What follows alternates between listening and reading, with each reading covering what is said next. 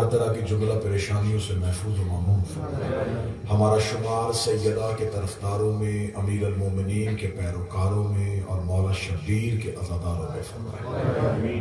بروز قیامت اٹھے ایک ہاتھ میں قرآن، دوسرے میں نام اہل بیت اور لواء الحمد کا سایہ نصیب فرمائے۔ خالق خاک شفا کے صدقے سے جو بیمار چل کے آئے ہیں وہ اس ذکر میں اٹھیں تو شفا پا سکیں، وارث زمن کے ظہور میں تاجیل فرمائے، ہمارا شمار مولا کے نوکروں میں فرمائے، مولا کی معرفت انتظار کے ساتھ نصیب فرمائے، دعائیں قبولیت تک پہنچائیں، جتنی ممکن ہو سکے اتنی بلند صلوات تلاوت فرمائے۔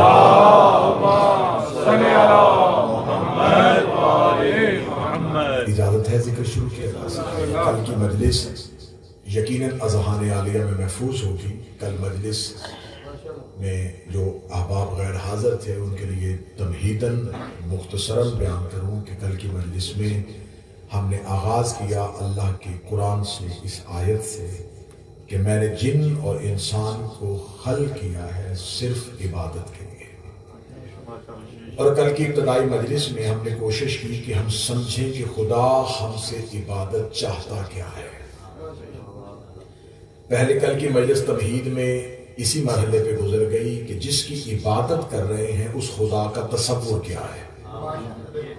آج کسی بندے سے پوچھیں گے جس اللہ کو ہم مانتے ہیں اس اللہ کو کبھی دیکھا ہے تو وہ کہے گا نہیں۔ اس اللہ کو کبھی سنا ہے وہ کہتا وہ بول نہیں ہے۔ اس اللہ کو کبھی سونگا ہے وہ کہتا اس کی خوشبو نہیں ہے۔ اس اللہ کو کبھی چکھا ہے اس کا ذائقہ نہیں ہے۔ یعنی کہ ہمارے حواس سے خمسہ جو 5 حصے ہیں ان میں اللہ آیا ہی نہیں۔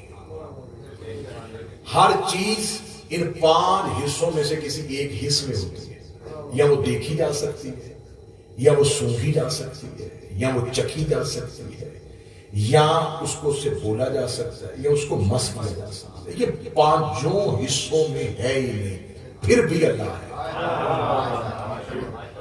جب وہ ہماری 5 حصوں میں ہے نہیں تو ہم نے مانا کیوں ہے؟ جواب ایک آتا ہے کہ ہمیں مصطفیٰ نے کہا ہے کہ اللہ ہے۔ اس کا مطلب ہے کہ اللہ کو مانا ہے ہم نے نبی کے کہنے میں۔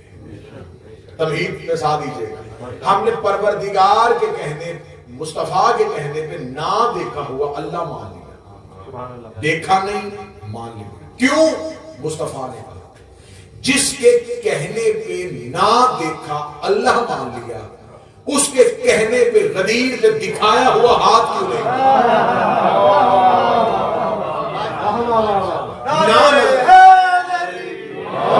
نہ نظر آنے والا اللہ مان لیا، جو اللہ نظر ہی نہیں آیا اسے مان لیا۔ کیوں مانا؟ آج کسی سے پوچھیں کہ وہ اللہ جو نظر ہی نہیں آیا اسے مانا کیوں ہے؟ اس کی اللہ کی آج کوئی کیونکہ جو مسلمان ہے وہ تو اللہ کے ہونے پہ دلیل رکھتا ہے۔ اگر کوئی غیر مسلم آج سے آپ اس ملک میں آپ سے سوال کرے کہ آپ کے پاس اللہ ہے تو آپ مجھے اس کی دلیل دیں کہ آپ نے جس اللہ کو مانا ہے اس کی کیا دلیل ہے۔ آپ قرآن کی آیت پڑھیں گے وہ کہے گا میں قرآن نہیں مانتا۔ آپ کہیں گے ہمارے رسول نے کہا، وہ کہے گا میں رسول کو نہیں مانتا۔ مجھے لاجک سے منوائیں، دلیل سے منوائیں کہ اللہ کہا۔ اب آپ کے پاس دلیلیں کیا ہے؟ آپ کہیں گے یہ زمین اور آسمان اس بات کی دلیل ہے کہ کوئی اللہ ہے۔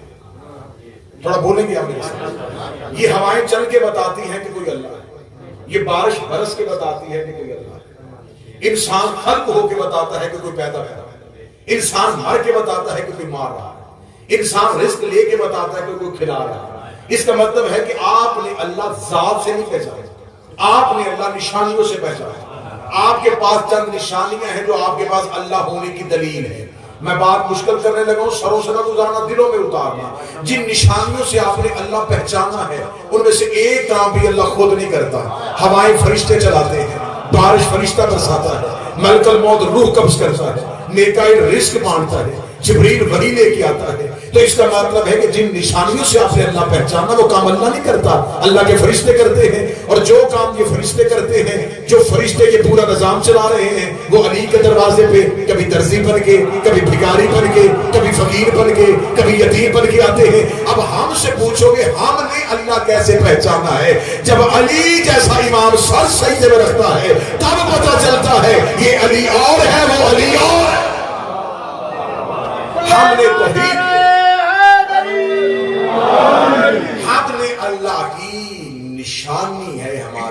پاس ان کا جھکنا. کوئی اہل زبان ہو, کوئی اردو کی نزاکت جانتا ہو تو مجھے صدر کی قیمت دے. ہم نے توحید علی کی پیشانی سے لی. آج مولا حسین صدر امیر المومنین کے ماتھے پہ سجدے کا نشان ہمیں وحدت کا پتہ دیتا ہے. ہمیں خبر ہوتی ہے کہ جس سے علی بھی جھک رہا ہے وہ اللہ کیا ہوگا جسے علی جھک رہا ہے. یا علی آپ نے جس اللہ کو سجدہ کیا ہے اسے کبھی دیکھا ہے؟ فرمایا اسے سجدہ کرتا ہی نہیں جسے دیکھا میں. تو یا علی کو اللہ نظر تو آتا نہیں, فرمایا اسے دیکھنے کے لیے یہ آنکھ نہیں چاہیے,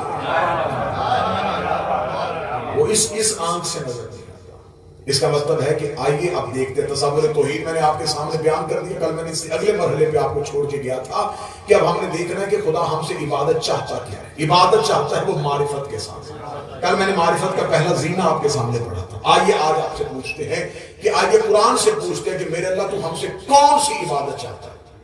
نمازیں پڑھتے تجھے راضی کرنے کے لیے, تو ہمیں اتنا بتا تو ہم سے راضی کیسے ہوگا. خدا سورہ آل عمران میں بولا بسم اللہ الرحمن الرحیم قل ان کنتم تحبون اللہ فاتبعونی. میرا حبیب میں ان سے گفتگو نہیں کرتا, تو کہہ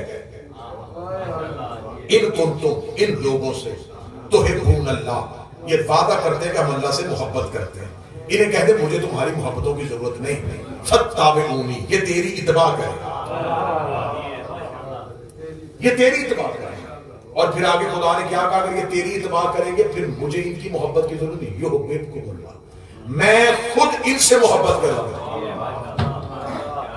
اگر یہ تیری اتباع کریں گے تو میں ان سے محبت کروں. دوسری جگہ پہ خدا کا اطیعوا اللہ و اطیعوا الرسول واولی الامر منکم, اطاعت کرو اللہ کی, اس کے رسول کی اور اولی الامر کی. اس کا مطلب ہے عبادت ہے اطاعت رسول کا نام, عبادت ہے اطاعت مولا کا نام. اطاعت کیسی ہوتی ہے کہ اطاعت میں کیوں کیا کیسے نہیں ہوتا. جو کہہ دے وہ مانو, جو بھی کہہ دے اسے مانو. اطاعت مصطفیٰ میں سوال کرنے کی گنجائش نہیں ہے. چلے میں بات آسان کر دیتا ہوں, جو صرف سر خدا کے مجلس سننا عبادت سمجھتے ہیں. اور میں زبان کے ذکر کی ذرا خدمت سے دلوانا چاہتا ہوں کہ زبان سے ذکر کرنے سے آل محمد کے یاد آتا ہے. آپ مجھے بتائیں کہ فجر کی نماز کی رکعتیں کتنی؟ بندہ جوش میں آگے 3 پڑھ دے اور تیسری رکعت میں پڑھے بھی لمبی صورت, روئے بھی, تو کیا نماز ہو جائے گی؟ جو پچھلی 2 پڑھی تھی وہ بھی گئی. کیوں؟ 2 تھی تو اطاعت تھی, تیسری پڑھی تو بغاوت ہو گئی. تیسری اطاعت اللہ کے لیے بھی کی جائے تو وہ اللہ قبول نہیں کرتا. کیوں؟ وہ اطاعت نہیں گئی.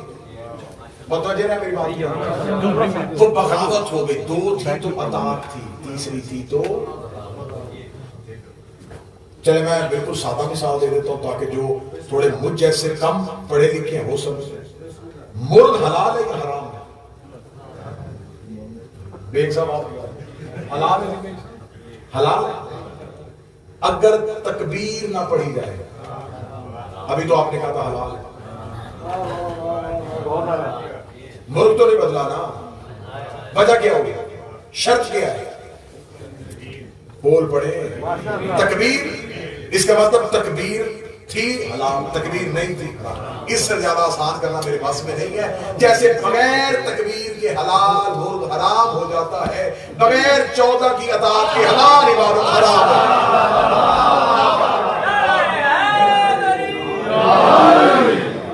راتوں رات مدینے کے لوگوں نے ایک مسجد بنائی تھی جسے مسجد زرار کہا گیا. زرار کہتے تکلیف دینے والی مسجد. ہر مسجد سکون دینے والی نہیں ہوتی. کچھ مسجدیں بنائی زدوں میں جاتی ہیں, کچھ مسجدیں بنائی حجت کی مخالفت میں جاتی ہیں, کوئی مسجدیں بنائی جاتی ہیں اللہ کے لیے نہیں, اللہ کی مخالفت کے لیے. اب بنانی تھی مدینے میں, جبکہ مدینہ میں مسجد موجود تھی، مسجد نبوی، انہوں نے پھر ایک مسجد بنا لی. وہ کس لیے مسجد بنائی؟ انہوں نے چھوٹی چھوٹی باتیں پوچھنے کے لیے عبداللہ کے بیٹے کے پاس جانا پڑتا، اور ویسے بھی اس کے پیچھے جا کے نماز پڑھے تو اس کی نماز کی صفوں میں جب ہم کھڑے ہوتے ہیں تو وہ نوکر جسے ہم اپنی اونٹنی کے قریب کھڑے نہیں ہونے دیتے، وہ ہمارے پہلو میں کھڑا ہو کے نماز پڑھتا ہے. تو ہم ایسے کرتے ہیں، ہم اپنی علیحدہ ایک مسجد بنا دیتے ہیں. شروع سے اپنی شخصیت کو مد نظر رکھ کے عبادت گاہیں بنانا منافقوں کا شیوا ہے. یہ منافقوں کی عادت ہے کہ ہم وہاں جا کے کہاں بیٹھے، ہم ملنگوں میں کہاں بیٹھے، ہم مسکینوں میں کہاں بیٹھے، ہمیں اپنی علیحدہ عبادت گاہ چاہیے. یہ شروع سے منافقوں کی عادت ہے جو دین کے لیے آسانیاں چاہتے ہیں. راتوں رات انہوں نے مسجد بنائی تھی، پوری ایک رات میں مسجد نبی کی قرآن میرے سر پہ رکھو مجھے علم عباد کی قسم، پوری رات اس مسجد میں اللہ کی نماز بھی ہوئی، پوری رات اس مسجد میں اللہ کے سجدے بھی ہوئے، پوری رات اس مسجد میں اللہ کا ورد بھی ہوا. صبح کو جبریل نے اپنے گھر محمد کے قدموں پہ رکھ کے کہا خدا کہتا ہے اس مسجد کو گرا بھی چلا بھی، گرا بھی چلا بھی، گرا بھی چلا بھی. مصطفیٰ نے کہا میرے اللہ مجھے نہیں مانتے، تجھے تو مانتے ہیں. آوازیں میں لعنت کرتا ہوں اس عبادت میں جس میں میں ہوں اور تو نہ.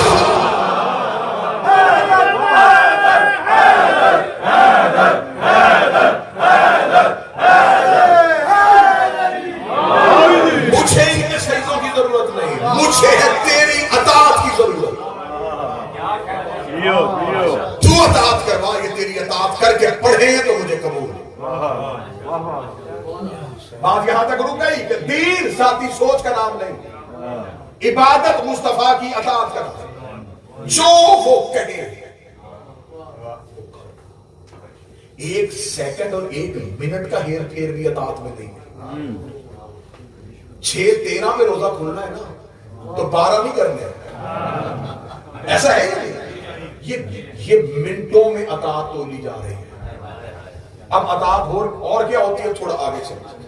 بہت مشہور واقعہ، لیکن میں نے واقعہ سنا کے وقت نہیں گزارنا کیونکہ بہت مختصر ٹائم میں زیادہ نتیجے دینا چاہتا ہوں.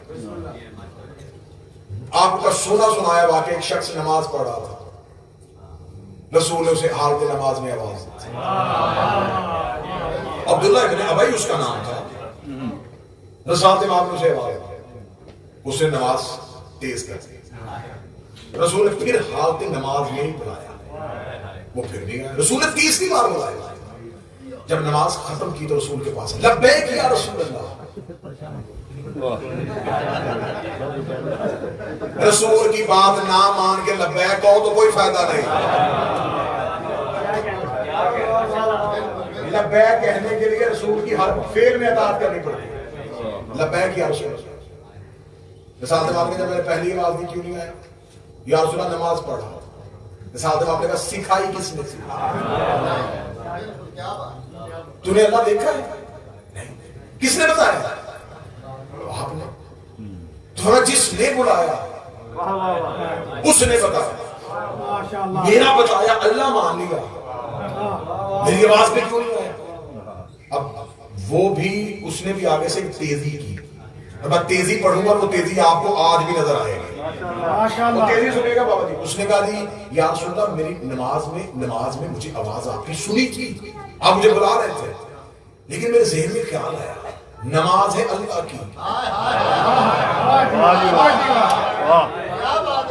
اللہ ہوتا ہے بڑا، نبی ہوتا ہے چھوٹا. تو کبھی بھی چھوٹے کی آواز پہ بڑے کی بارگاہ سے نہیں جاتے. میں بڑے کے پاس تھا، چھوٹا بلا رہا تھا. مثال سے آپ کے چہرے پہ رحمت کی سرخی ختم ہوئی اور جلالت آ گئی. جلال میں آ کے کہا تو نے ہم میں چھوٹا بڑا کب سے کر دیا؟ تو نے کیسے کہہ دیا؟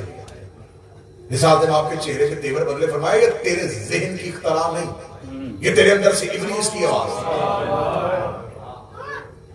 یا رسول اللہ میں بارگاہ پروردگار میں تھا تو میں کیسے آتا؟ مثال سے آپ نے کہا تجھے نماز پڑھنے کا طریقہ نہیں آیا. حجت جب بھی بلائے جس بھی حالت میں ہو، ماشاءاللہ حجت کے لیے دوڑو. حجت کی آواز میں فوراً لبیک کرو. کہنے کا چاہیے یا رسول اللہ پھر آئندہ بتا دے، آئندہ اگر میں نماز پڑھ رہا ہوں تو آپ آواز دے دو. فرمایا نماز توڑو، نبی کی آواز میں لبیک کرو. عبداللہ ابن ابی وہاں سے اٹھ کے آیا تو مسجد نبی کے باہر چند لوگ بیٹھے تھے، وہاں بیٹھ کے کہا ہاتھ دھو گئی ہے، کل تک کہتا تھا نماز پڑھو. ہم نے نماز پڑھنی شروع کر دی تو آج کہہ رہے جب میں بلاؤں تو توڑو، تو اب نبی کے کہنے میں نماز توڑی جائے گا؟ قریب سے گزرا ہے ایک علی کا بوڑھا جوان، چپ بیٹھے ہو، نام تھا سلمان، سینے پہ تھا تمغہ ایمان، قریب کھڑا ہو کے کہا کہ کیا کہا ہے تو نے؟ اس نے کہا رسول نے آج کہا ہے کہ جب میں بلاؤں تو نماز توڑ دیا کرو۔ سلمان مسکرا کے نماز پڑھنی تجھے نہیں آتی، الزام میرے نبی پہ دے رہا ہے، کل میرے پہلو پہ کھڑے ہو کے نماز پڑھنا، میں تجھے بتاؤں گا نماز کسے کہتے ہیں۔ اگلے دن عبداللہ ابن ابی مسجد کی صفوں میں سلمان محمدی کو تلاش کر رہا تھا، سلمان محمدی کے پہلو پہ کھڑا ہوا، سلمان محمدی نے اپنی جھکی ہوئی کمر کو قیام میں سیدھا کیا، قیام میں سیدھا کر کے تکبیرۃ الاحرام پڑھی، اللہ اکبر کہہ کے سلمان نے اپنی نماز کو شروع کیا اور قرات کو تھوڑا اونچا پڑھا۔ سلمان محمدی کے بعد بسم اللہ الرحمن الرحیم الحمدللہ رب العالمین الرحمن الرحیم مالک یوم الدین ایاک نعبد ایاک نعبد پہ سلمان آیا تھا، یا پیچھے سے نبی کی آواز سلمان نے وہیں سے نماز توڑی، سیدھا رسول کے قدموں پہ آیا، لبیک یا رسول اللہ، سلمان مجھے پانی پلا۔ سلمان نے جلدی سے گیا، مشکیزے سے پانی کا پیالہ بھرا، نبی کے قدموں پہ آیا، نبی کو پانی کا پیالہ دیا، یا رسول اللہ کوئی اور حکم فرمایا، سلمان واپس چلے جا۔ سلمان نے وہیں پہ پانی کا پیالہ رکھا، نبی کے قدموں پہ ہاتھ رکھے، اپنی آنکھوں کو لگائے، مصلی عبادت میں کھڑا ہوا، ایاک نستعین اہدنا الصراط المستقیم صراط الذین۔ عبداللہ ابن ابی نے سلمان کی نماز کو سنا، مسجد کی صفوں سے نکلا، رسالت کے قدموں پہ گرا، جب اگر بوڑھا ہو گیا ہے تیری بیٹی کے دروازے میں سجدے کرتے، اسے ابھی تک نماز پڑھنے کا طریقہ نہیں آیا، ایاک نعبد سے نماز سے نکلا تھا، واپس آیا، شروع سے نہیں پڑھی، وہیں سے شروع کر دی۔ نبی نے بول کہا ہے سلمان تو نے توڑی تھی؟ کہا جھوٹ بولتا ہے، میں نے تو نہیں توڑی تھی۔ نعرہ تکبیر، نعرہ رسالت، نعرہ ولایت، نعرہ حیدری۔ آئیے سب سے پہلے دیکھیں عبادت پروردگار کا معیار اور اطاعت حجت کا معیار۔ جناب اویس کرنی نام سنا؟ مثال سے آپ کے صحابی ہیں، صحبت میں نہیں رہے، زیادہ کرتے۔ ایک بار مدینہ آئے تھے، رسول کسی غزوہ میں تھے، ماں کا حکم تھا کہ رات نہ رکنا، واپس پلٹ گئے، رسالت جناب نے واپس آ کے کہا مجھے مدینے کی گلیوں سے جنت کی خوشبو آ رہی۔ اب ایسے کرنی وہ رسول نے اپنا سلام کہا تھا، یہ مولا علی کے لشکر میں آ گیا تھا جنگ صفین میں۔ جناب اب ایسے کرنی کتنے بڑے عبادت گزار تھے، پہلے عبادت سن لو پھر حجت کی اطاعت سن لو۔ اتنے بڑے عبادت گزار تھے جناب اب ایسے کرنی کہ پوری رات اللہ کا قیام کرتے، اور قیام میں رہنے کے بعد کہتے میرے اللہ رات گزر گئی، قیام پورا نہیں، اور اگلی رات کہتے کہ آج رکوع کی رات ہے، پوری رات کا رکوع کرتے، اگلی رات پوری رات کا سجدہ کرتے، اور سجدے میں جا کے منہ زمین پہ رکھ کے کہتے میرے اللہ معاف کر دینا، تیری راتیں چھوٹی ہیں، مجھ سے عبادت پوری نہیں ہو رہی۔ یہ اویس کی نماز تھی۔ اب اطاعت سنو، جنگ صفین میں اویس کرنی نے اپنے نوکر سے کہا مصلی عبادت بچھا، اسے مصلی عبادت بچھا۔ اویس نے پانی کا برتن لیا اور وضو کرنے کے لیے چلے، پیچھے سے جنگ کا تبل بج گیا، اویس نے وہیں سے پانی کا برتن پھینکا، جس نوکر سے کہا مصلی بچھا، اسے کہا گھوڑے پہ زین رکھ، اس نے کہا آقا مصلی بند کروں، نماز تو پڑھ دے، فرمایا شرم نہیں آ رہی، نماز جنگ کے لیے جا رہی ہے۔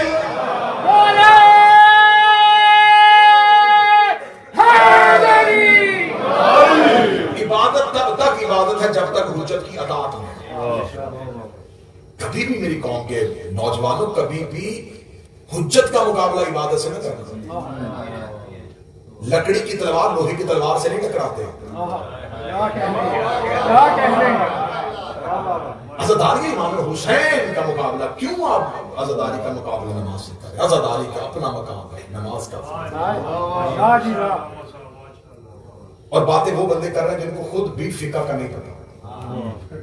فقہ کا قانون ہے، جاؤ فقہ کی کتابیں اٹھا کے دیکھو، فقہ کا قانون ہے کہ بہت سی ایسی حالتیں ہوتی ہیں جس پہ نماز تاخیر سے پڑھنا باعث اجر ہے۔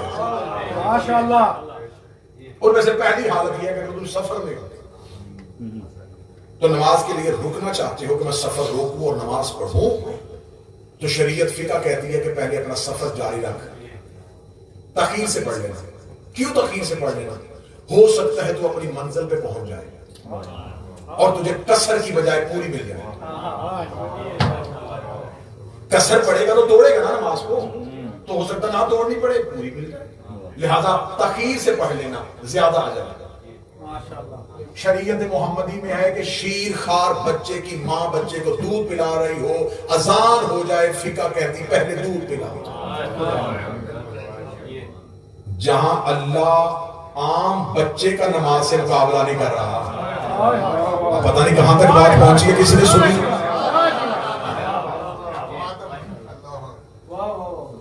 لہذا کبھی بھی یہ جو حجت کی اطاعت ہے نا، آپ یہ مجلس میں آئے کس لیے آئے؟ اطاعت حجت ہے۔ آپ کو حجت نے بلایا، امام حسین کی بارگاہ میں حاضر ہونے کے لیے آئے ہیں نا، مجلسوں میں آنا فیشن تو نہیں، اطاعت حجت ہے۔ شریعت اور فقہ کا ایک مسئلہ اور نہیں سمجھا، فقہ کا مسئلہ ہے کہ اگر آپ روزہ کسی شرعی عذر کی وجہ سے نہیں رکھ سکے اور آپ کسی ایسی محفل میں جا رہے ہیں جہاں روزے دار بیٹھے ہیں، تو شریعت کہتی شکل روزے والی بنا،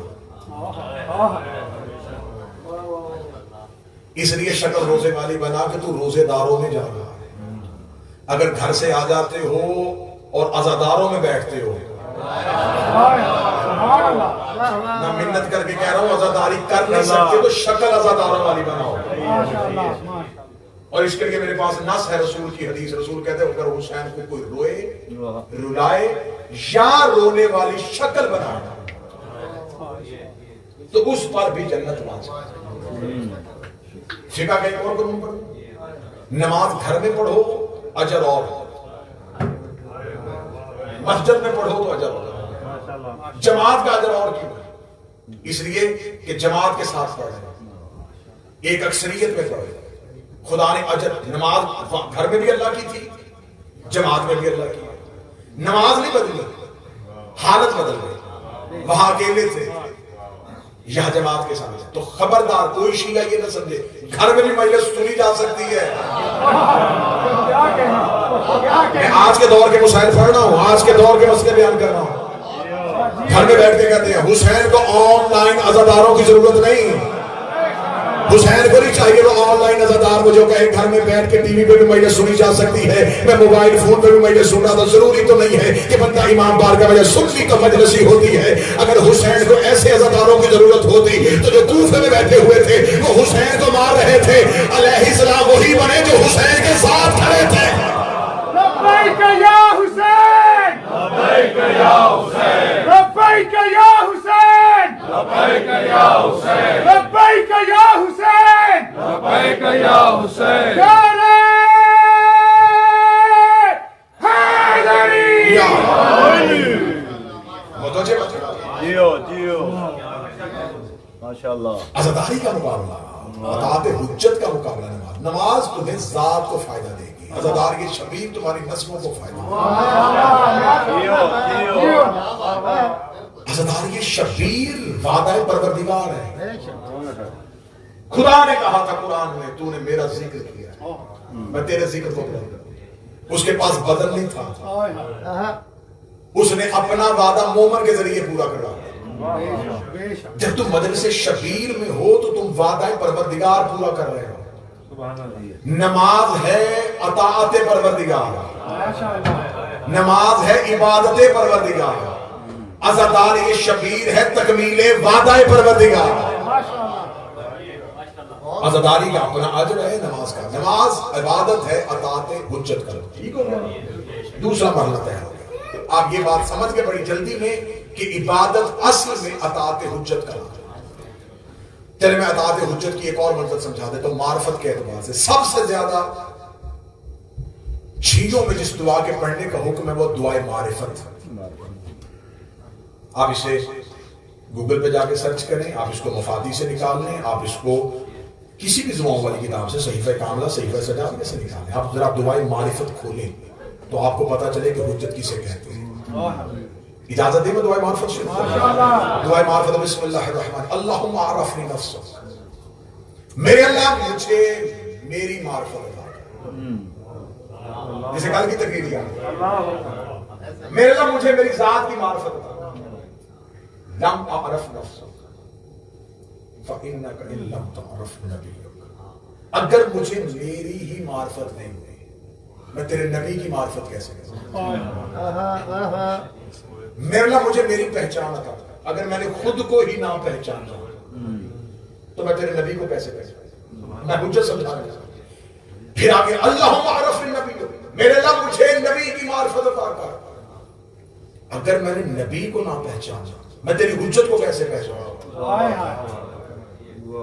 اور آخری جملہ سنا جس کے لیے میں نے محنت کی، میرے اللہ مجھے حجت کی معرفت عطا کر. اگر میں نے حجت کو نہ پہچانا میں تو دین سے گمراہ ہو جاؤں گا.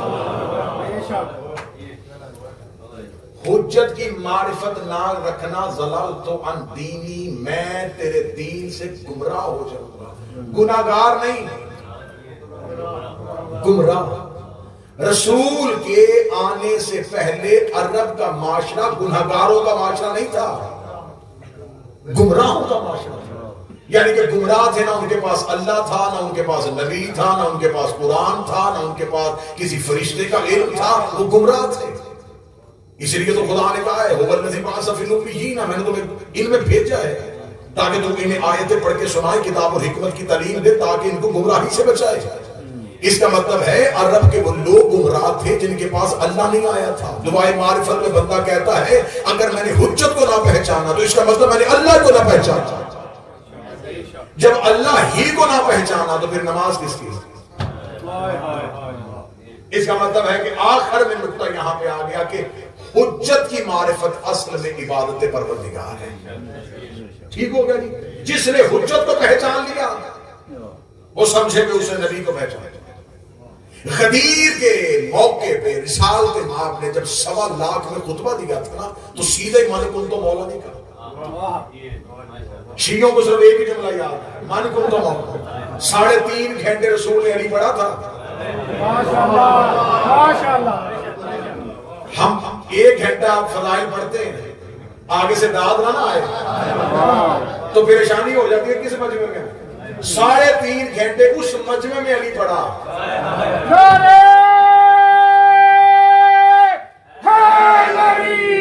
3.5 گھنٹے مسلسل رسول نے علی پڑھا.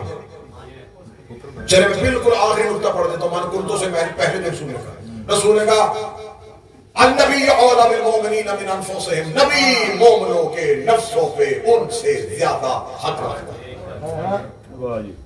یہ کہنے کے بعد رسول نے فرمایا سنو، اللہ ہو مولا، اللہ میرا مولا. میں رسول کا خطبہ پڑھوں وَأَنَا مَوْلَاكُمْ، میں تمہارا مولا. وَمَنْ كُنْتُ مَوْلَا، نہ صرف فَعَلِيٌّ مَوْلَا، اللہ میرا مولا، میں تمہارا مولا. جس کا میں مولا اس کا علی مولا. اب مجھے نہیں پتا اذہان یہاں پہ ہیں، اب یہ پہلے علی کی ولایت سمجھنے، پہلے محمد کی نبوت سمجھو. نبی کس کا مولا ہے؟ نبی فرش والوں کا مولا، علی عرش فرش والوں کا مولا. نبی عرش والوں کا مولا، علی عرش والوں کا مولا. نبی آدم کا مولا، علی آدم کا مولا. نبی نوح کا مولا، علی نوح کا مولا. نبی ابراہیم کا مولا، علی ابراہیم کا مولا. تو جو آدم سے انکار کرے وہ شیطان بنتا ہے، اور جو آدم کے مولا سے انکار کرے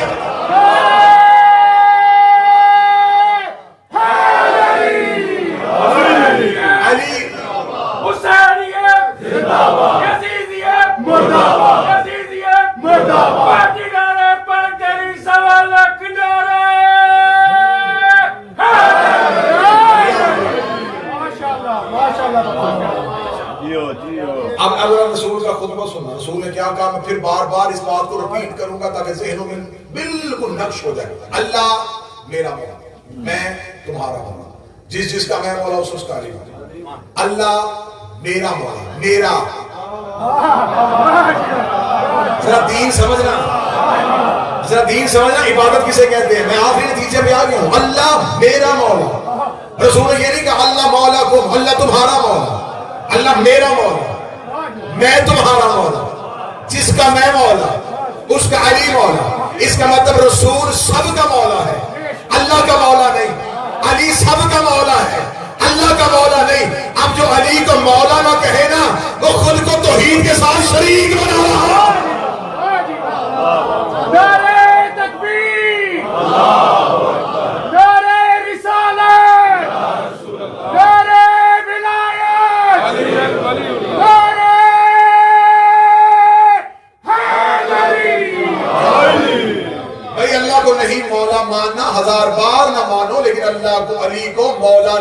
ماننے کے لیے اللہ ہونا چاہیے. علی کو مولا نہ ماننے کے لیے ایک ہی رستہ ہے, اللہ ہو جاؤ. اگر اللہ بنو گے تو عبادت کس کی کرو گے؟ اس کا مطلب مشرک وہ نہیں جو علی ولی اللہ پڑھے, مشرک وہ ہے جو علی کی ولایت کا انکار کرے.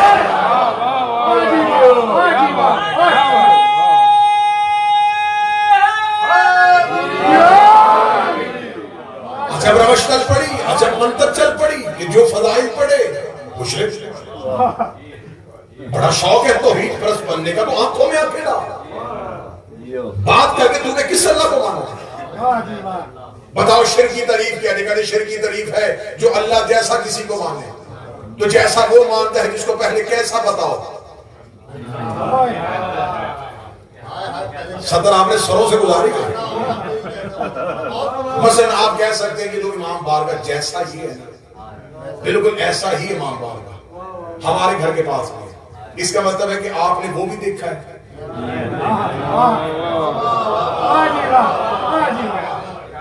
یہ بھی دیکھا ہے. تو آپ نے کہا کہ اللہ جیسا کوئی نہیں مانتا, تو آپ کو پتا ہے کہ اللہ کیسا ہے. تو جب آپ کو وہی نہیں پتا وہ کیسا ہے, تو پھر آپ کو یہ کیسے پتا کہ جیسا اس جیسا ہے؟ بھئی کون توحید کی بات کر رہا ہے؟ دانتوں کو پسینہ آتا ہے توحید پڑھنے میں. کہ صرف علی تھا جو منبر پہ توحید پڑھتا تھا. بندوں کی کیا اوقات ہے کہ وہ اللہ پہ بات کرے. اللہ جیسا کسی کو مانا شرک ہے. تو اللہ کیسا ہے؟ کیسا تو اسے پتا ہوتا جسے جیسا ویسا. اب پڑھو شرک کسے کہتے ہیں. ایک شخص نے آگے مولا سے پوچھا, مولا اللہ قرآن میں کہتا شرک سے بچو, شرک سے بچو, شرک سے بچو.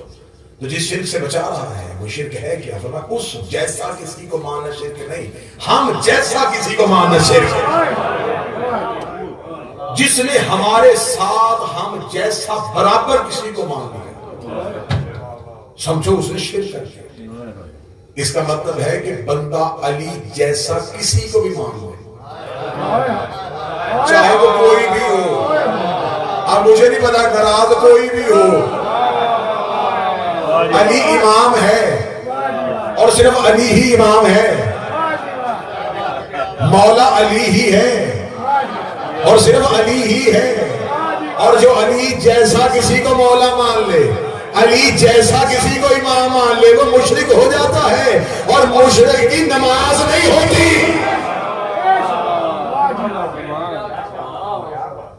5 دفعہ دن میں مولوی سپیکر میں گلا پھاڑ اللہ اکبر. ترجمہ کیا کرتا ہے؟ میری باتیں بری اس لیے لگتی ہیں, ہوتی سچی. میں تو ہر ممبر پہ کہتا ہوں کہ میرے باپ دادی کی دشمنی تو کوئی نہیں تھی. کیا ہم کوئی ابائی دشمنی رکھتے ہیں جو پوری دنیا کی دشمنی کاندھوں پہ اٹھا کے پھر رہا ہے؟ اپنوں کی بھی بیگانوں کی بھی. وجہ کیا ہے؟ حق کوئی جو حق پڑے گا وہ تنہا ہوگا. جس کو کوئی نہیں پوچھے گا وہ بھی انگلی اٹھائے گا. کسی سے کوئی گلا نہیں. رزق نجف سے آتا ہے. سانسوں کا مالک وہ ہے جب تک ہے اس گھر کی وکالت کرے. جب والد نجف کے سامنے یوں کر دیا بندوں کی ضرورت نہیں رہی. کوئی نام بری کرنے کے لیے یہاں پہ نہیں آئے, کوئی بزنس کرنے کے لیے یہاں پہ نہیں آئے. اس سے کہیں زیادہ مدد سے پاکستان. اللہ اکبر. اللہ سب سے بڑا, سب سے بڑا ہے. میں نے ابھی اللہ اکبر کہا تو مجمع سے 2-4 آوازیں آئیں اور یہ مشہور اللہ سب سے بڑا. وہ جن سب سے بڑا وہ سب کون ہے؟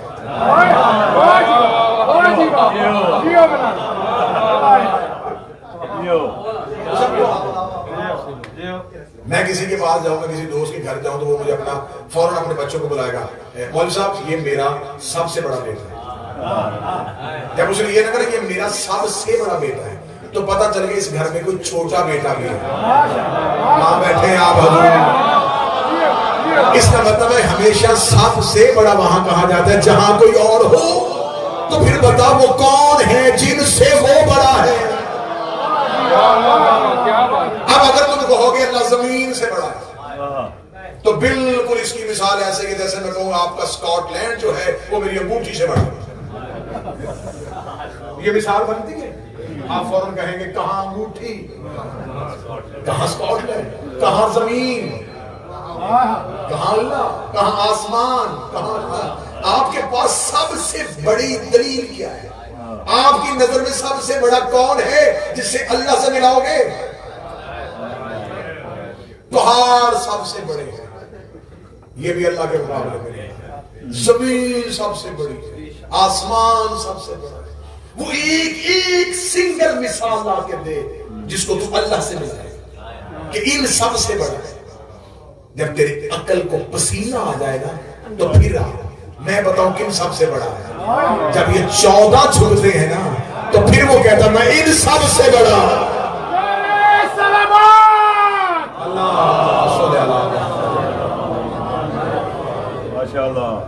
نماز بغیر معرفت کے قبول نہیں ہو سکتی۔ شیعہ کتابوں کے حوالے سینکڑوں کی صورتیں موجود ہیں۔ اللہ نے صرف دو رکعت نمازیں واجب کی، دو شکرانے کے طور پہ ساتھ میں لی۔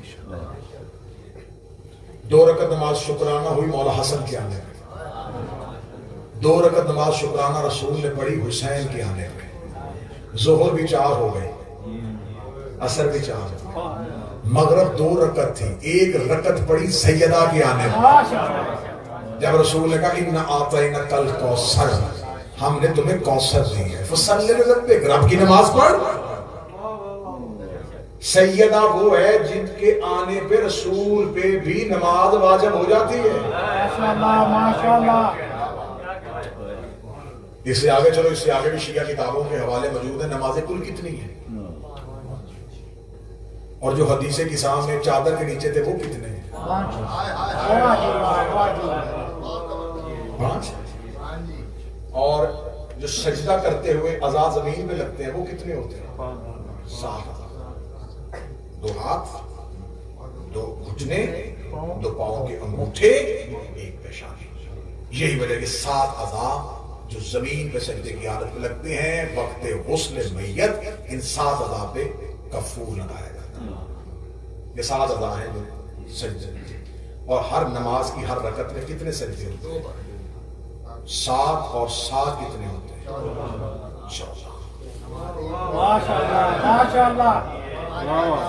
نمازیں 5 ہیں، آزاد 14 ہیں۔ اب نمازیں جو 5 ہیں کتابوں کے حوالے دینے کے لیے تیار۔ معصوم فرماتے ہیں کہ جو فجر ہے وہ الفجر الحسین ہے، یہ فجر حسین سے منسوب ہے۔ فجر کی نماز نسبت ہے مولا حسین سے۔ ظہر ہو محمد، ظہر مصطفیٰ کی ہے، عصر علی کی ہے۔ اب پتہ چلا یہ اکٹھی کیوں ہے؟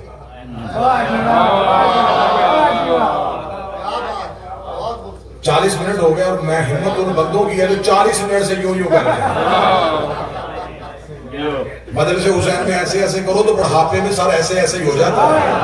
ہاں، ریشہ تاری ہو جاتا ہے ان بندوں پہ جو مدرسے حسین پہ زبانوں کو زحمت نہیں دیتے۔ سلمان محمدی سے کسی بندے نے پوچھا تھا کہ بندے کو کتنا بولنا چاہیے، اس نے کہا بندے کو چاہیے کہ ہمیشہ چپ رہے، لیکن بات اگر علی کی ہو تو پھر کبھی بھی چپ نہ رہے۔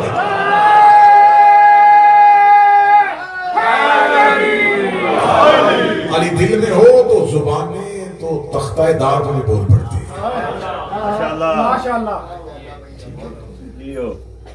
ذکر علی میں بولا کرو تاکہ قبر میں پھر علی بولے۔ تمہارا مجلسوں میں بولنا مولا کی فضیلت میں اضافہ نہیں ہوتا، تائید ہوتی ہے کہ جو کہا جا رہا ہے وہ حق کہا جا رہا ہے۔ میرا بھی یہی عقیدہ ہے۔ ظہر رسول، عصر اکٹھی ہے، مغرب سیدہ ہے، اس لیے اس میں کسر نہیں ہے۔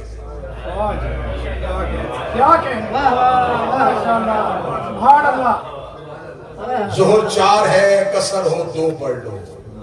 عصر 4 رکعت ہے، کسر ہے 2 پڑھ لو۔ سفر میں بھی ہو مغرب 3 ہے کیونکہ سیدہ ہے۔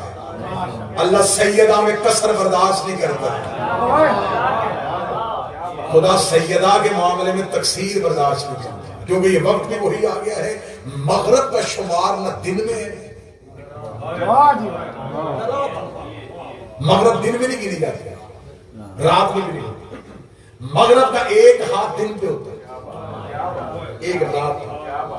دن جا رہا ہوتا ہے، رات آ رہی ہوتی ہے۔ جو دن اور رات کو روک کے رکھے،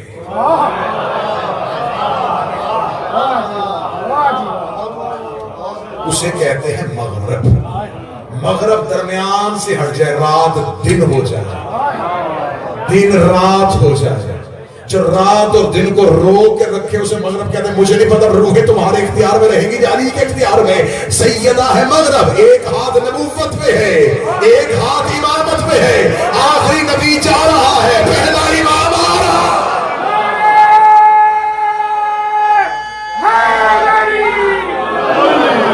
جو نبوت اور امامت کو روک کے رکھے اسے سیدہ کہتے ہیں۔ فجر،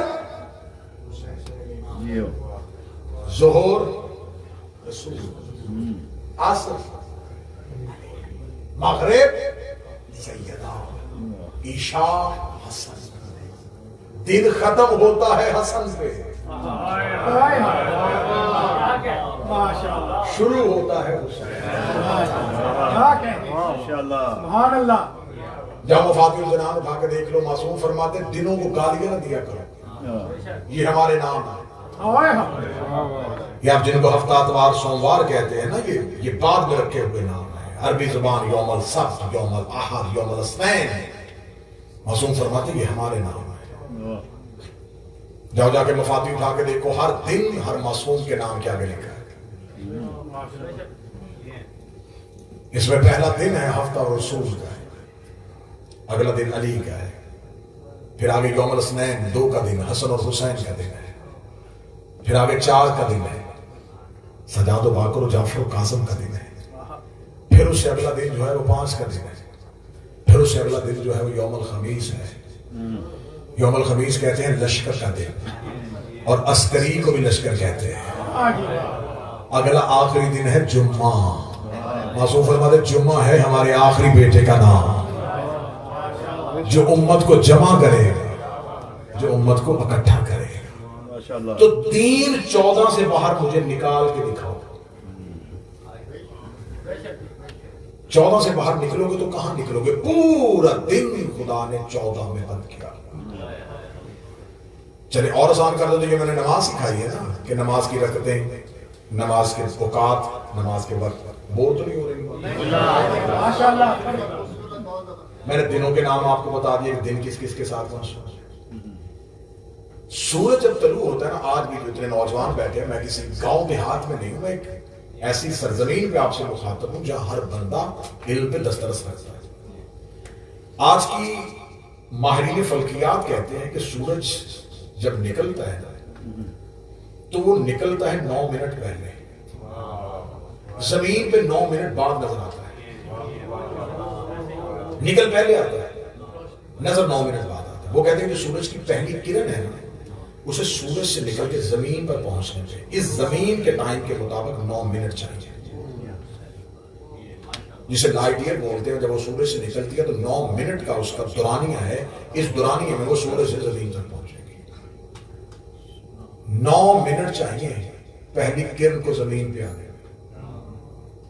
اور وہ کہتے ہیں کہ سورج غروب پہلے ہو جاتا ہے، 9 منٹ تک زمین پہ نظر آتا رہتا ہے، اس لیے کہ جو اس کی کرن ہے وہ زمین سے واپس جاتے ہوئے 9 منٹ کا ٹائم لیتی ہے۔ تو 9 منٹ تک شعاع کا اثر زمین پہ رہتا ہے اور وہ واپس چلے جاتے ہیں۔ بڑی اچھی میں نے پڑھی لکھی آپ کو دلیل دی ہے، مذہب وہی ہوتا ہے جو سائنس سے بھی ثابت ہوتا ہے۔ ہمارا کوئی کچی پکی روٹی والا مذہب تو ہے نہیں ہے کہ ہم کسی سے ثابت نہ کر سکے۔ آج کی ماہرین فلکیات جو شیعہ نہیں ہیں وہ کہتے ہیں کہ سورج طلوع پہلے ہوتا ہے، 9 منٹ بعد نظر آتا ہے، غروب پہلے ہوتا ہے، 9 منٹ تک نظر آتا رہتا ہے۔ اب پتہ چلا کہ ہم 10 منٹ بعد روزہ کیوں کھولتے ہیں۔ ہمارے سحر و افطار کا تعلق کرنوں کے ساتھ نہیں ہے، سورج کے ساتھ۔ چلے میں سورج کی بات ہوئی، اسی بات کو آگے بڑھاتے۔ زمین پہ سورج نہیں آتا، سورج کی شعاع، شعاع سورج نہیں، سورج کا اثر۔ زمین پہ اللہ نہیں آتا، اللہ کی حجتیں آتی ہیں، حجتیں اللہ نہیں، اللہ کا اثر۔ اگلی بات بتاؤ، تم اپنی خاموشی کا زمانہ میں خطابت آزمانے لگے.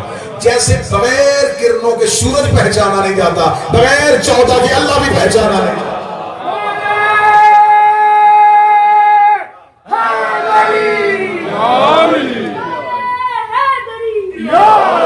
جیسے بغیر کرنوں کے سورج پہچانا نہیں جائے گا، بغیر 14 کے اللہ بھی پہچانا نہیں جائے گا.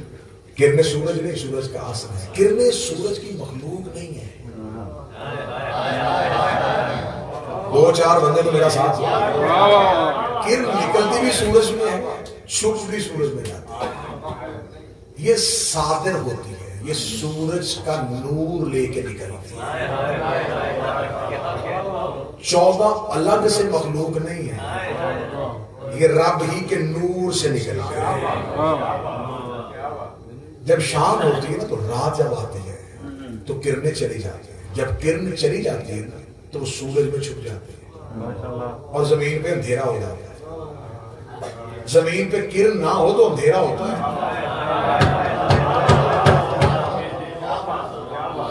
کرن زمین سے چلی جائے تو زمین پہ اندھیرا ہو جاتا ہے اور بندے مطمئن ہو کے اس لیے سو جاتے ہیں کہ صبح پھر کرن آئے گا. وہ ساری رات انتظار میں ہوتے ہیں کہ کرن آنے والی ہے، اور جو انتظار میں ہوتے ہیں وہی مطمئن ہوتے ہیں. ہم گھبراہٹ میں نہیں، ہم انتظار میں.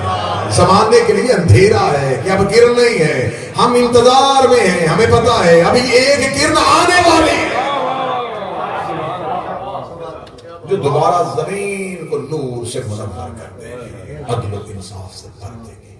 گفتگو اتنی تیزی سے نکلی کہ میرا بہت دل تھا کہ میں گفتگو جلدی سے ختم کر کے سرکار زین العابدین پہ لے کے آؤں. عبادت ہے اطاعت حجت کا نام. جو عبادت کرے وہ عابد ہوتا ہے، لیکن جس امام کا آج دن ہے وہ صرف عابد نہیں ہے. میں فضائل کا ایک جملہ پڑھنا چاہتا ہوں، یہ ہے زین العابدین، عبادت گزاروں کی زینت. اب مجھے یہاں 35-40 منٹ لگتے ہیں اگر میں زین کی قسمیں پڑھتا کہ زینت کیا کیا ہوتی ہے. سرکار عبادت گزاروں کی زینت کیسے ہے؟ زینت سے مراد کیا ہے؟ سونا عورت کے لیے زینت ہے، بہادری مردانگی کا زینت ہے، لباس بدن کی زینت ہے.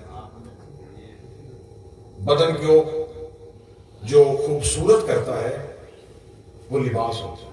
اس لیے میرے مولا کا فرمان ہے کہ مومن کی زینت ہے کہ وہ اچھا اور قیمتی جوتا پہنے. یہ مولا کا فرمان ہے. تمہارے مولا فرماتے ہیں کہ مومن اچھا جوتا پہنے تاکہ دشمن کی نظریں اس کے جوتے پر رک جائیں اور اس کا غرور خاک میں مل جائے. مولا فرماتے ہیں بہترین لباس پہننا بھی مومن کی زینت ہے. اچھا لباس پہننا یہ مومن کی زینت ہے. حساب کمائی پہ ہے کہ کہاں سے کما کے پہننا ہے، لباس کا حساب نہیں ہے. میں زین العابدین سمجھانے لگا ہوں مذاق کے جملے میں. یہاں پہ لباس جو ہوتا ہے، یا مجھے میری جگہ میں آخری جملہ کہنا، لباس بدن کی زینت ہے. بس آخری جملہ اگر آپ سمجھ گئے تو پھر 2 مدد سے نتیجے میں پہنچ جائیں گے. میرے بدن کو میرے لباس میں چھپایا ہوا ہے اس کے لیے کہ یہ زینت ہے. میں زین العابدین سمجھانے لگا یہ زینت ہے. میرے لباس کی بھی 2 حالتیں ہیں. ایک وہ ہے جس نے میرے بدن کو چھپایا ہوا ہے اور نظروں کو روکا ہوا ہے، اور ایک ہے اس کے اندر جو میرے بدن کے ساتھ چمٹا ہوا ہے. وہ جو اندر والی حالت ہے نا وہ میرے بدن کے نقص کو چھپاتی ہے، باہر والی حالت دیکھنے والے کی نظر کو روکتی ہے. اس کا مطلب لباس کی زینت، بدن کی زینت ہے، اس کی 2 حالتیں، ایک ظاہر ایک باطن. جو بھی زینت ہو اس کی 2 حالتیں ہوتی ہیں، ایک ظاہر ایک باطن. ایک عیب چھپاتی ہے، ایک ظاہر کرتی ہے. جو آپ کی زینت کو ظاہر کرے وہ ظاہر ہے، جو آپ کی عیب کو چھپائے وہ باطن ہے.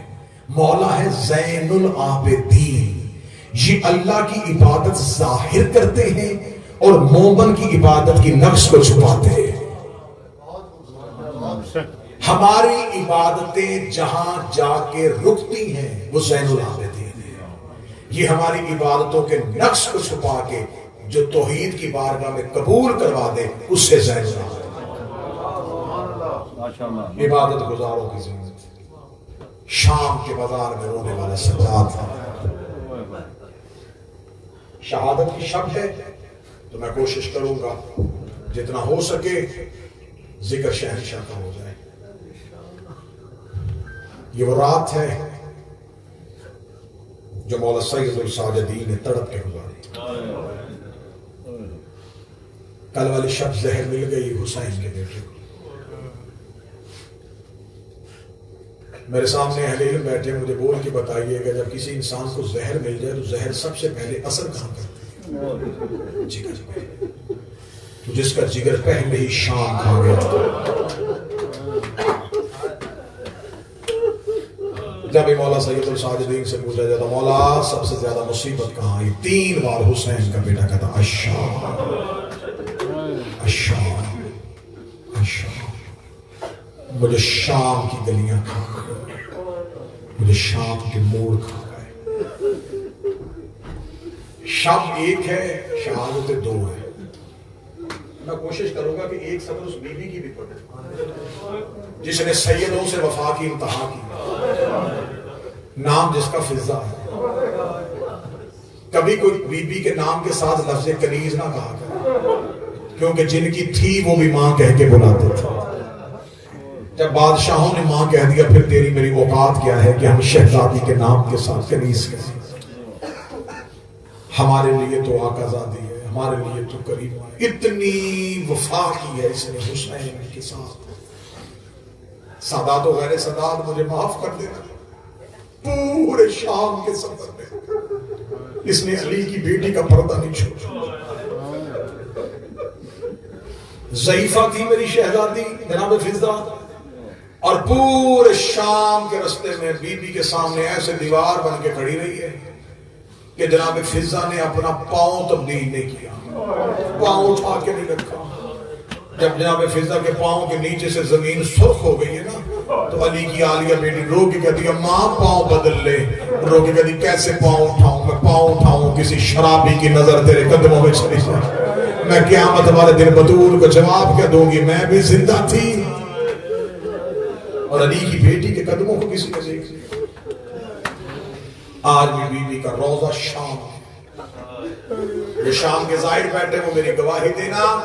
نہ کوئی گنبد نہ کوئی چاندی کی زری, کچی قبر, چھوٹا سا کمرہ.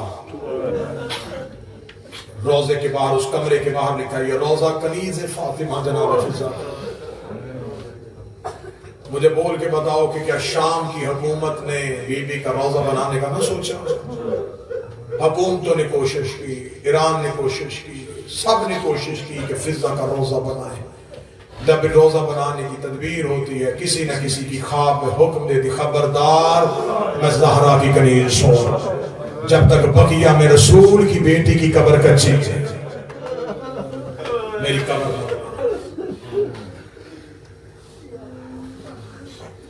جو شام گئے ہیں عالیہ اور معصومہ کربلا, دونوں کی قبروں کے درمیان اتنا چلی ہے نا جناب فضا کہ رستہ بنا دیا. سارا دن رسول علی کی بیٹی عالیہ کی قبر میں بیٹھی رہتی.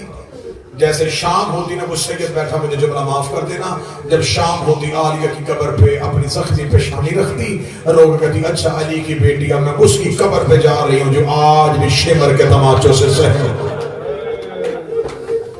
سیدھی معصومہ کی قبر پہ آ جاتی, پھر پوری رات سکینہ کی قبر پہ بیٹھتی. صدا تو غیر صدا سے معافی مانگ کے جملہ پڑھوں گا. وفا بڑی کی ہے اس شہزادی نے, ساری زندگی تم نے ذاکرین خطبہ علماء سے سنا. مولا سید الساجدین کیا روتے تھے؟ خون. کوئی بھی بندہ خون کا پرسہ لینے کے لیے دلیل نہ مانگے. تمہیں خون کے پرسے کے لیے کوئی دلیل چاہیے تو سجاد کی آنکھیں کافی ہیں. لہو رویا ہے حسین کا بیٹا سجاد.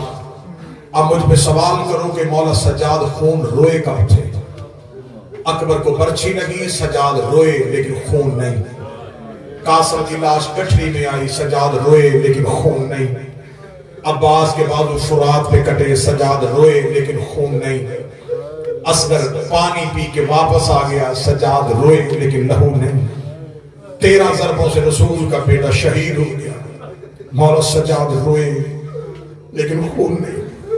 اگلی صدر میں معافی مانگ کے سید اور ماتمیوں سے پڑھوں گا، شام میں غریباں تطہیر کے پردوں کو آگ لگ گئی، سجاد روئے ہیں لیکن لہو نہیں، سگی بہن چہرے پہ ہاتھ رکھ کے روتی نہیں، مولا سجاد روئے ہیں لیکن خون نہیں۔ قرآن کی آیتیں رسیوں میں جکڑی گئی، مولا سجاد روئے لیکن خون نہیں۔ جو رسی یاسین کے گلے میں تھی وہی کوثر کے گلے میں تھی، یاسین کی کمر سیدھی ہوتی، کوثر کے تلوے زمین سے اٹھ جاتے۔ مولا سجاد روئے تھے لیکن لہو نہیں روئے تھے۔ کوفہ کا بازار آیا، مولا سجاد روئے لیکن لہو نہیں روئے۔ اب جو سید الساجدین کے جنازے پہ آئے ہو، جنازوں میں وہ آنکھیں اچھی لگتی ہیں جو برس رہی ہوتی ہیں، جنازے پہ وہ آوازیں جو اٹھتی ہیں وہ اپنوں کی ہوتی ہیں۔ میں تمہارے رونے کے لیے جملہ پڑھنے لگا ہوں، سید الساجدین پہلی بار لہو کب روئے تھے؟ ادھر شام کا بازار آیا، شام کا صدر دروازہ آیا، تم نے شام سنا ہے، شام سمجھا نہیں ہے، میں غیر سید ہوں، مجھ سے بازار شام پڑھا نہیں جاتا۔ تم نے زارے ذاکروں سے سنا ہے کہ شام کے بازار میں پتھروں کی بارش ہوئی ہے، رکھ میرے سر پہ قرآن صرف پتھروں کی بارش نہیں، شام کی کمینی عورتوں نے کپڑوں کو آگ لگا کے علی کی بیٹیوں پہ پھینکی ہے۔ ایک یمن کا تاجر 6 مہینے بعد شام آیا، اس نے شام کی دیواروں پہ لہو کے چھینٹے دے کے وہ ایک دکاندار سے کہنے لگا شرم نہیں آتی جانور چھتوں پہ ذبح کرتے ہو؟ اس نے کہا ہم تو جانور چھتوں پہ ذبح نہیں کرتے۔ اس نے کہا تمہارے شہر کی دیواروں پہ لہو کیسا ہے؟ دکاندار نے منہ پہ ہاتھ رکھے، نہ خود رو نہ مجھے رولا، 6 مہینے پہلے کسی غریب کی بہنیں ہاتھوں میں رسیاں پہن کے ان بازاروں سے گزری ہیں، ان کمینوں نے اتنے پتھر مارے۔ بازار شام پڑھے وہ جس نے پڑھنے کے بعد مر جانا ہو، بازار شام سنے وہ جس نے سننے کے بعد مر جانا ہو۔ نہ میں بازار شام پڑھوں نہ بازار شام سننا، صرف اتنا پڑھنے لگا ہوں کہ لہو روئے کب تھے۔ اور میں کامل صاحب پوری ذمہ داری کے ساتھ کہہ رہا ہوں، جس نے صرف یہ مصحف سن لیا پھر اسے شہادت سننے کی ضرورت نہیں رہے گی، اس میں طاقت ہی نہیں رہے گی کہ وہ شہادت سجاد سن سکے۔ شام کے باہر آ گئے، ابھی تک لہو نہیں روئے۔ اب ذہنوں میں منظر بناؤ جس نے رو رہے۔ شام کا صدر دروازہ بند تھا، مولا سجاد کی بنا تشریح کمر کے ساتھ اونٹوں کی رسی تھی، پیچھے اونٹ، بغیر اماریوں کے، بغیر پلانوں کے، اونٹوں پہ قرآن کی آیتیں۔ مولا سید الساجدین شام کے باہر آئے، انہوں نے کہا قافلہ روک دو، قافلہ رک گیا۔ جن نیزوں پہ سر تھے وہ دیوار کے ساتھ لگا کے کھڑے کر دیے گئے۔ مولا سجاد رک گئے۔ پہلا دن گزرا، دوسرا دن گزرا، میرا مولا میرے بس میں ہوتا میں سانسیں ختم کر رہا۔ 15 اذانیں علی کی بیٹیوں نے شام کے باہر کھڑے ہو کے سنی۔ جب 15 اذانیں ہو گئی، علی کی بیٹی کی آواز ہے، سجاد ان سے پوچھ ابھی ہم نے کتنا رکنا ہے؟ اب جو سید اور ماتمی بیٹھے ہو مجھے جملے معاف کر دینا۔ مولا سید الساجدین نے پوچھا فلاؤن ہمیں کتنی دیر کھڑے رکھنا ہے؟ اس نے جو جملہ کہا تم گھروں میں بستر میں بھی یاد کر کے رو گے۔ یہ کمینہ کہہ کا مار کے کہتا سجاد ابھی رک، ابھی بازار سج رہے ہیں، ابھی بدماش اکٹھے ہو رہے ہیں، ابھی شہروں میں مناتی ہو رہی ہے۔ جس نے بدر احد کے بدلے لینے ہو آؤ، شام کے بازار میں علی کی بیٹی آ رہی ہے۔ مولا سید الساجدین کی آنکھیں ابھی بھی لہو نہیں روئی تھی، ابھی بھی سجاد کی آنکھوں سے پانی چل رہا تھا۔ یہ تھوڑی دیر کے بعد صدر دروازہ کھلا، مولا سجاد نے گردن اٹھا کے دیکھا۔ مجھے جملہ معاف کر دینا، شام میں حالت کیا تھی؟ 3000 بندہ ہاتھوں میں شراب کے جام لے کے صدر دروازے پہ کھڑا تھا، چھتوں پہ عورتوں کا رش تھا، ڈھول بج رہے تھے، طبل بج رہے تھے۔ مولا سجاد نے منظر دیکھا، ابھی تک سجاد لہو نہیں ہوئے تھے کہ ایک ملعون کاغذ کا ٹکڑا سجاد کے سامنے لایا۔ مولا سجاد کی کاغذ کے ٹکڑے میں نظر پڑی، ادھر مولا کی آنکھ سے پہلا لہو کا قطرہ آیا۔ علی کی بیٹی اونٹ پہ چیخ ماری، رو گئی ہے سجاد تو کربلا میں خون نہیں رویا، تیری آنکھوں سے خون کیوں آ گیا؟ آواز آئی اولے عمر کی بیٹی ہے، دعا کر تیرے سجاد کو موت آ جائے۔ بی بی رو گئی موت نہ مانگ، مجھے درد بتا۔ رو گئی ظالم نے لکھ کے بھیجا ہے، اب تک علی کی بیٹی اونٹ